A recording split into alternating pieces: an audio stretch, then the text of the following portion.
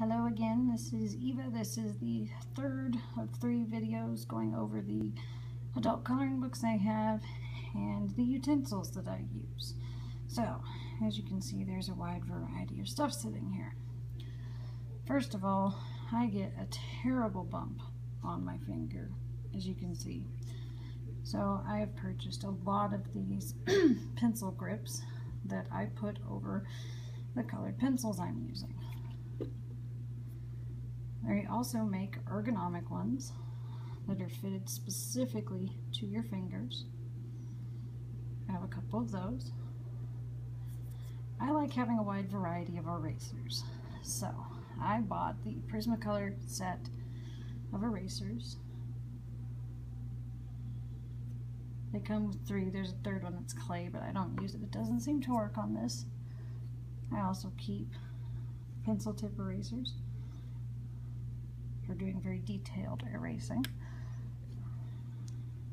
The push-out type Pentel, rounded on the end.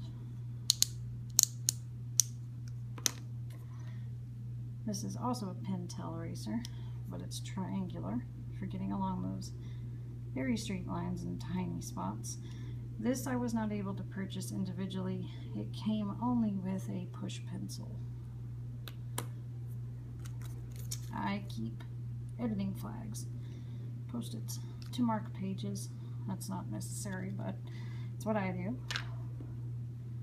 I also have your regular old pink plastic eraser from Office Depot or wherever. I keep a brush around to brush off the pages, the eraser pieces, the bits of colored pencil, so that I'm not pushing them into the paper but gently brushing them off. This is a cum brand sharpener, and this works so much better than a cheap eraser. You'll have a lot less breakage if you use this. And the way you're supposed to sharpen to also keep your pencils from breaking is to put the pencil in and turn the eraser instead of turning the pencil. If you're not comfortable doing that, try holding the pencil very close to where it's inserted into the sharpener to keep it sturdy and keep it from jiggling around inside. And then this is my Prismacolor sharpener, which I believe uses the exact same sharpener inside that is this. These are Prismacolor colorless blender pencils. I use these with my Prismacolor Premiers to blend color. There are videos online on how to do that, and the effect you get is this, where you can blend the colors together so that they're not individual markings or have very sharp lines in it. And I keep tons of scratch paper around to test colors. As you can see, I do that a lot. Okay, and these are Prismacolor colorless pen blenders, alcohol blenders. I have 2 of them because they have different ends.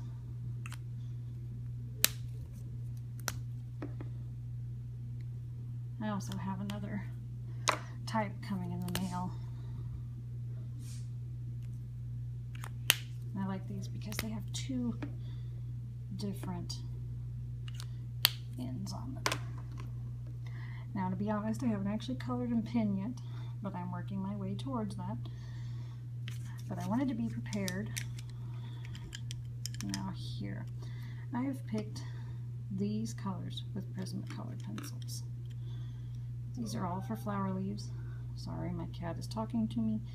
And this is for the center of the flower on the example you will see in just a second.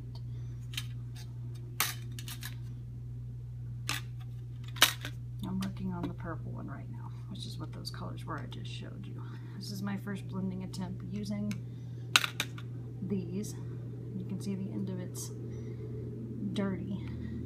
Now what you do when that happens is take it on a piece of paper, can twist it around like that until you get the color off of it. So that if you're moving on to new colors, you're not getting them mixed into the next thing you work on. Oh, nutmeg, stop it. But this is the effect you get when you lay down multiple colors and then use that blender together. And now for the pens that I've purchased. This first bucket, which is very full, are all Bic Mark-Its. Shh.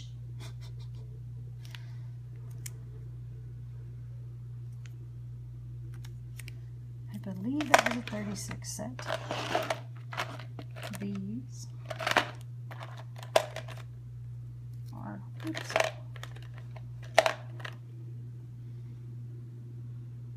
low Cornells. I actually don't know which set they were, but they are triangular.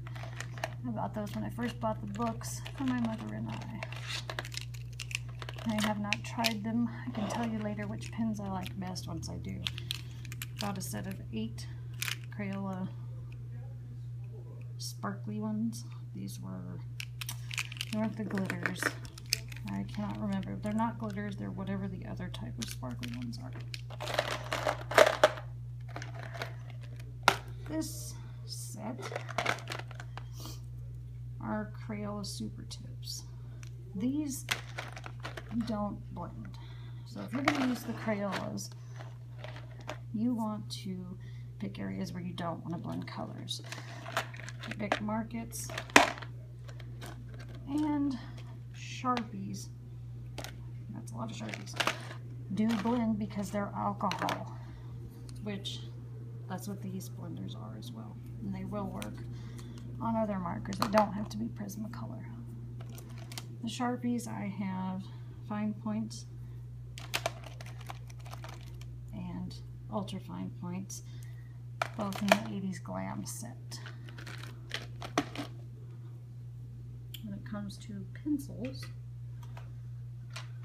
I have 9 of these cute little boxes, which really useful box. These are 0.55 liter boxes, and they fit, as you can see, quite a few pencils into an individual box. These are my reds and pinks, and I have Scholastic, Crayola,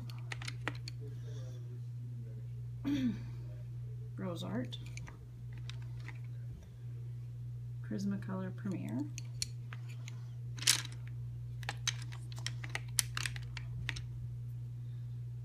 Prismacolor Verithin.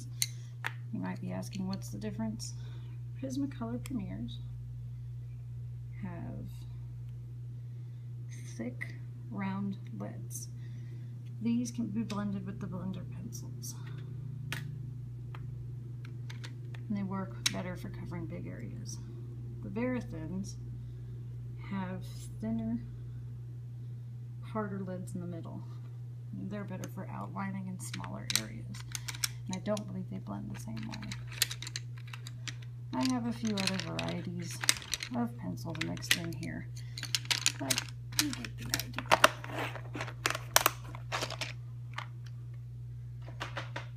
And then they keep all the erasers and whatnot that I showed you at the beginning of the video in this. So there are 9 of those cute little boxes,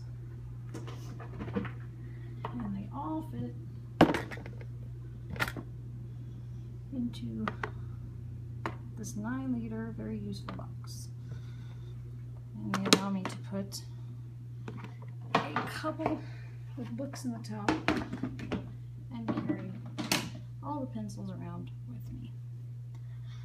I think that is everything.